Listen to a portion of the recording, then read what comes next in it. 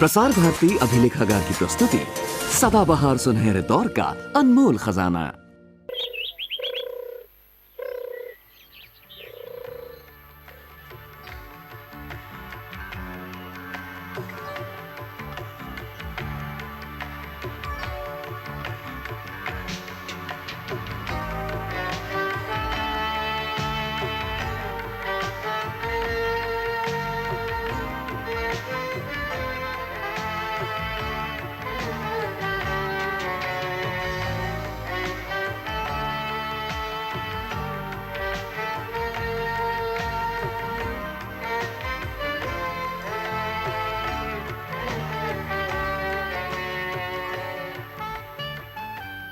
अमृत प्रवाह की ओर से चिरंजीव निरामया। दवाओं के बढ़ते दाम, ऑपरेशन पर होने वाले लंबे खर्चे और अस्पतालों के भुगतान इतने भारी हो गए हैं कि आम आदमी की भलाई इसी में है कि वो बीमार ही न पड़े। हालांकि मौजूदा तेज रफ्तार जिंदगी में बीमार होने के खतरे बढ़े हैं, फिर भी यदि हम अपने खान पान और रहन सहन के प्रति चौकस रहें तो सेहतमंद रहना मुश्किल काम नहीं। अमृत प्रवाह के इस अंक का हम अनावरण कर रहे हैं पंचकर्म से।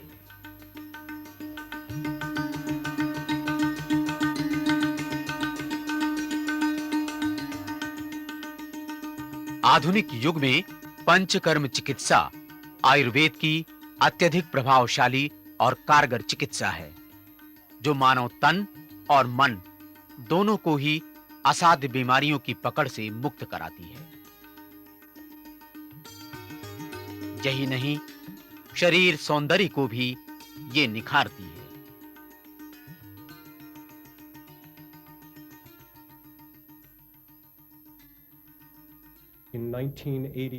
मैंने सबसे पहले पंचकर्म चिकित्सा ली और आरंभ में ही मैंने पाया कि मेरे शरीर की रोग प्रतिरोधक क्षमता बढ़ गई और मैं अपने आप को कहीं अधिक स्वस्थ महसूस करने लगा। मेरे फेफड़े मजबूत हो गए, जो उनमें जमावट थी वो भी ठीक हो गई।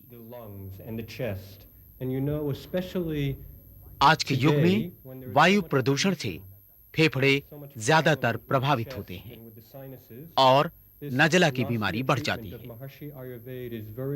पंचकर्म चिकित्सा की नस्य क्रिया ने मुझे स्वस्थ रहने में महत्वपूर्ण योगदान दिया।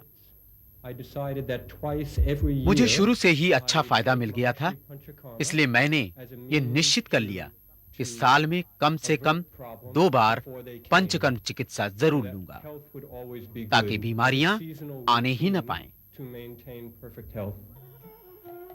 पंचकर्म चिकित्सा में स्नेहन की ये सिरोधारा क्रिया है, जो दिमागी मेहनत करने वालों के लिए बड़े काम की है। स्नेहन क्रिया याददाश्त ही नहीं बढ़ाती, बल्कि अनिद्रा और उच्च रक्तचाप जैसी बीमारियों से निजात भी दिलाती है। माथे पर औषध युक्त तैल मस्तिष्क को तरोताजा तो बनाती ही है, साथ ही तनाव को भी खत्म करती है। यही नहीं, औषध युक्त तैल की मालिश पूरे शरीर को भी चुस्त बनाती है।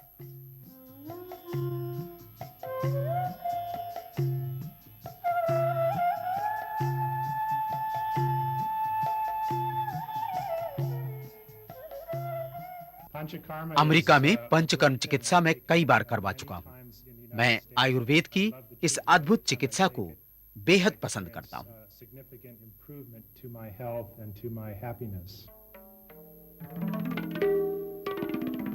स्नेहन, जो पंचकर्म की पूर्व क्रियाएं हैं, इन मालिशों में घी या तेल का इस्तेमाल करते हैं।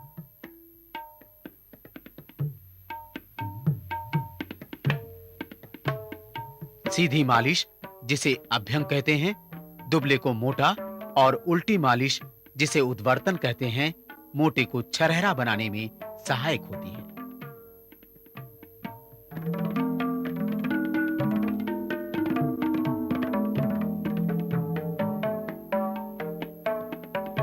स्वेदन यानी पसीना निकालना पंचकर्म की दूसरी पूर्व क्रिया है। इसमें जड़ी बूटियों से बनी चूर्ण की भाप दी जाती है। ये लकवा और कमर के दर्द में बड़ी ही कारगर है।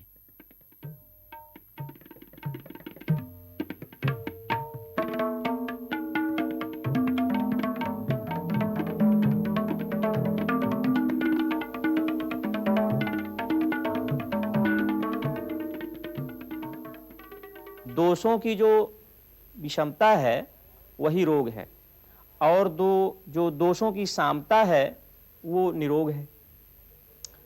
तो जो बढ़े हुए दोष हैं उनको हम पंचकर्म के द्वारा बाहर निकाल देते हैं, शरीर को शुद्ध करते हैं, तो उससे जो ऋतुजन्य बीमारियां जो हैं वो नहीं होती हैं। जैसे मान लीजिए कोई व्यक्ति वात प्रधान है, वर्षा ऋतु में जो है वात का प्रकोप होता है, और इस तरह से अगर वर्षा ऋतु में ही वात प्रकोपक आहार विहार का सेवन करता है तो उसको निश्चित ही वायु संबंधी रोग हो जाते हैं। कमर में दर्द होना, गठिया बात हो जाना, और पीठ में दर्द हो जाना, कभी कभी पेट में डायरिया जैसी स्थिति हो जाना, पेचिस हो जाना। ये जो हैं ये वर्षा ऋतु में होने वाले रोग हैं जो मानव जाति में होते हैं। तो अगर उस समय हम बस्ती कर्म का प्रयोग करें तो उससे जो है मतलब हम प्रिवेंशन कर सकते हैं और रोग से बच सकते हैं। और दूसरा ये शरद ऋतु में जो है विरेचन कर्म कर सकते हैं, वसंत ऋतु में जो है वमन कर्म कर सकते हैं।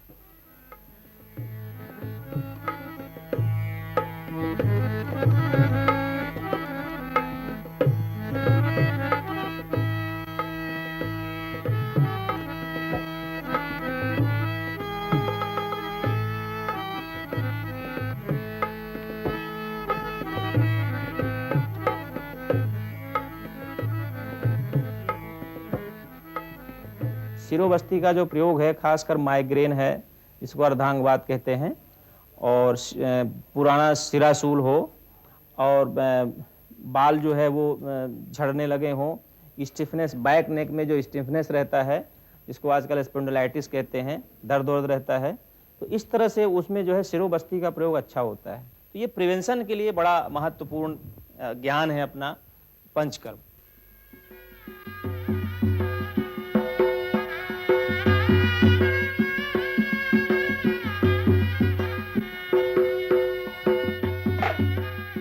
पंचकर्म चिकित्सा में ही जड़ी बूटियों से बनी ये पोटली श्वेत स्पॉन्डिलाइसिस, साइटिका और जोड़ों के दर्द में बहुत लाभकारी है।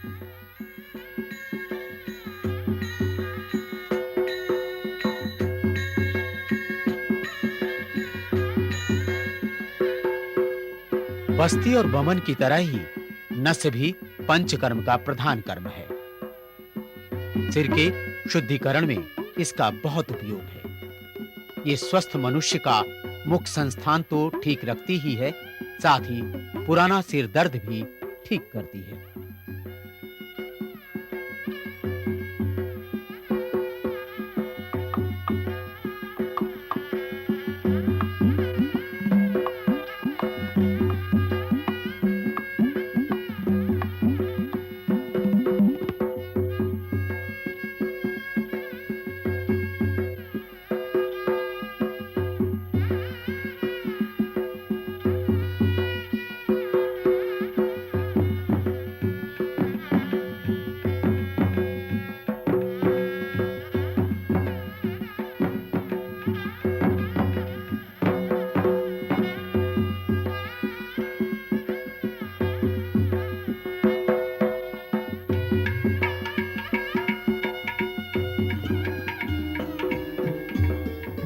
They have done some work on Panchakarma, and it has been found the blood lipids are coming down nearly about 10% within 7 to 10 days of treatment.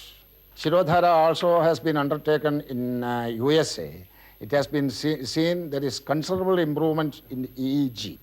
आहार मूलम ही शरीरम, यानी भोजन जीवन का आधार है।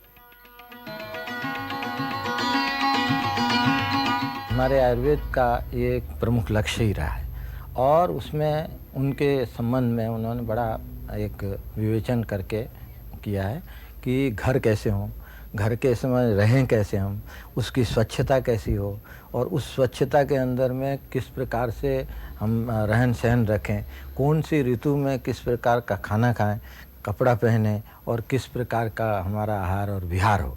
इस संबंध में आयुर्वेद ने बहुत अधिक मात्रा में अपना विचार उसमें रखा है। और इसीलिए उन्होंने, जैसे अब गर्मी के दिन हैं तो गर्मी के दिनों में शीत वीर्य, इस प्रकार के शीत पदार्थ जो हैं उनका सेवन है।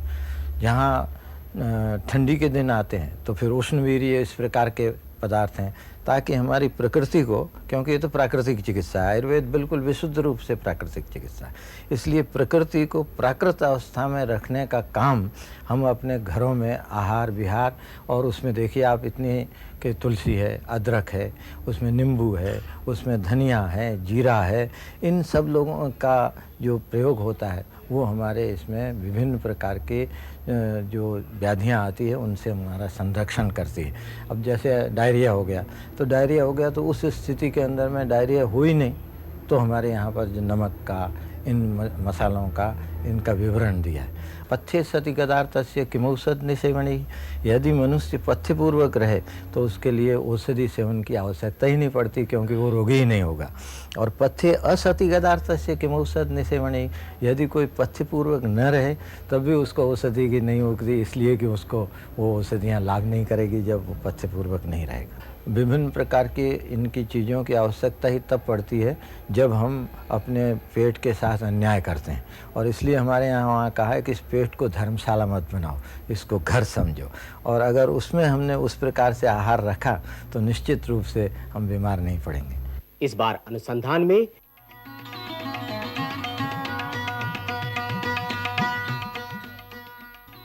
विषंत पौधे की पत्तियां सांप के काटने पर विष का अंत कर देती हैं। कैसे, वैज्ञानिक इस पर अनुसंधान कर रहे हैं। अभी हमारा बैतूल जिले में एक ट्रैवल संपर्क आया है, उसका ये क्लेम है कि इसके रस को पिलाने से जो स्नेक बाइट है या उसकी मूर्छा है वो ठीक हो जाती है। तो मैंने अपने प्रिलिमिनरी एक्सपीरियंस में ये पाया कि इस कंद के अंदर सल्फर अधिक है, तो मैंने इस पर अपने इंट्यूशन से कुछ प्रयोग किए हैं, और मैंने इस बल्ब में मरकरी डाल करके ये प्रमाणित किया है कि करीब 20 ग्राम अब तक इसने मरकरी एब्जॉर्ब कर ली है, और एब्जॉर्ब करने के बाद में ये जो पौधा है वो सूख सा रहा है, मरकरी की पॉइजनिंग हो रही है, ऐसा प्रमाणित होता है इससे। जहाँ बल्ब दूसरा लगा हुआ है इसका, उस पर कोई प्रभाव नहीं है, वो पौधा बिल्कुल सही है। भारतीय स्वास्थ्य के हालात पर विमर्श। आपको क्यों आवश्यकता पड़ी पुस्तक की? आयुर्वेद में तो वैसे ही बहुत सारी पुस्तकें हैं। ऐसा है, अपना देश इतना विशाल और इतना फैला हुआ है, और इसमें हज़ारों वर्षों से चिकित्सा के क्षेत्र में अलग अलग ऋषियों ने, अलग अलग महर्षियों ने इतना काम किया है कि उस पूरे का पूरा आदान प्रदान ठीक ढंग से नहीं हो सका है। जब तक ये कार्य संस्कृत में होता रहा तब तक ये आदान प्रदान की स्थिति पैदा नहीं हुई थी, लेकिन बाद में यानी पिछले 500-700 वर्षों में लोगों ने अपनी जो लौकिक और स्थानीय भाषाएं थी उसमें भी बहुत कुछ लिखा, और जो कुछ सदियों तक काम हुआ वो सब उसमें संचित हुआ। मैंने ये अनुभव किया कि पिछले 2-3 हज़ार वर्ष में जो एक विशिष्ट परंपरा दक्षिण के क्षेत्र में विकसित हुई, आयुर्वेद की ही एक ब्रांच की शक्ल में, उसका पूरा ज्ञान शेष भारत को प्राप्त नहीं हो सका। चूँकि एक तो उनकी लिपि अलग थी, किसी की तेलुगु, किसी की कन्नड़, किसी की मलयालम, किसी की तमिल। 16वीं शताब्दी में वल्लभाचार्य नाम के एक बड़े विद्वान वैद्य हुए हैं। उन्होंने पिछले 2-1 हज़ार वर्ष में आयुर्वेद के क्षेत्र में जो परंपराएं दक्षिण में विकसित हुई थी, विशेष रूप से आंध्र और कर्नाटक में, उस पूरी की पूरी परंपरा को समेटा है और ये बताने का प्रयत्न किया है कि किस तरह से लौकिक समस्याएं पैदा होती हैं रोग के क्षेत्र में, और उन समस्याओं को वहाँ के स्थानों पर उपलब्ध होने वाली वनस्पतियों से किस तरह से डील किया जा सकता है। उन दक्षिण की परंपराओं का नाम तो गिनाइए। मिनरल्स और मेटल्स में अधिक प्रयोग वो लोग संख्या का या हड़ताल का या महंशिल का एक अलग ढंग से प्रयोग करते हैं, नागार्जुन ने इस क्षेत्र में बड़ा काम किया है, जो कि दक्षिण का ही था, खासतौर पे आंध्र प्रदेश का। यानी हमारा जो आंध्र और तमिल, ये दोनों प्रदेश ऐसे रहे हैं जिन्होंने वनस्पतियों के साथ साथ जो खनिज पदार्थ थे, जो मिनरल्स थे, जो मेटल्स थे, उनके प्रयोगों को भी अधिक महत्व दिया और कुछ ऐसी विशेष विधियां उन्होंने निकाली बनाने की तरीके। आपको क्या लगता है कि उस पद्धति से जो आयुर्वेद को ज़्यादा असरदार बनाया जा सकता है? अभी भी ज़्यादा असरदार बनाया गया, इसीलिए वो प्रचलित हुई। अगर केवल वनस्पतियों और केवल बिना मेटेलिक और बिना खनिज पदार्थों को प्रयोग किया जाता तो एक तो उसकी मात्राएं अधिक दी जाती हैं रोगियों को, जैसे चूर्ण है, कषाय है, इसको अधिक मात्रा में दिया जाता है। लेकिन वहाँ के जो रसौषधियाँ हैं वो बिल्कुल मिलीग्राम्स की मात्राओं में दी जाती है और ज़्यादा दिनों तक प्रयोग भी नहीं किया जाता और जल्दी से प्रभावकारी होती। और इसके पहले कि हम इस अंक को विराम दें, चलते चलते जानिए अपने औषधि मित्र से। ये इस खेत में जो आप देख रहे हैं, इसको जो है कुसा कहते हैं और ये 5 द्रव्यों का मिश्रण है, तृण पंचमूल, जिसमें कुश, कांस, सर, दर्भा और सरकंडा। इनका सबसे बड़ी जो दवा है ये तृण पंचमूल, ये वृक्क के रोगों में, जिनका कि मूत्रकृच्छ हो जाता है या मूत्रावरोध हो जाता है, पेशाब की जलन होती है, उसमें मूत्रल औषधि डायरेटिक्स के रूप में तृण पंचमूल क्वाथ का प्रयोग विशेष रूप से कर रहे हैं। और आजकल जो अनुसंधान हो रहे हैं, यदि तृण पंचमूल सही डाला जाए तो डायलिसिस में भी ये औषधि बड़ी लाभ करती है। धतूरा 2 किस्म का होता है, एक सफ़ेद फूल वाले को सफ़ेद धतूरा कहते हैं, काले फूल वाले को काला धतूरा कहते हैं। धतूरे में स्टिक्निन, हायोसाइमस 2 बड़े प्रभावकारी तत्व पाए जाते हैं। यह हृदय उत्तेजक, कफग्न, हृदय की मांसपेशियों में गति देने वाला सबसे उपयोगी वनस्पति माना गया है। इसे भी उपविष माना गया है। धतूरे को भी उपविषों में, जैसा कि मदार उपविष है, उसी तरह से धतूरा भी उपविष है। इसके बीजों का शोधन करके चिकित्सा में हम लोग प्रयोग करते हैं। बीज का शोधन दूध के साथ करते हैं या गोमूत्र के साथ करते हैं। फिर कई योगों में, जैसे श्वास कासारी रस है, कुठार रस है, और सबसे बड़ा जो प्रभाव है दमा में कनकासव, कनक नाम धतूरे का है, संस्कृत में इसको कनक शब्द कहते हैं। धतूरे को कनकासव का प्रयोग हम दमा के रोगियों को देते हैं और अच्छा प्रभाव करता है।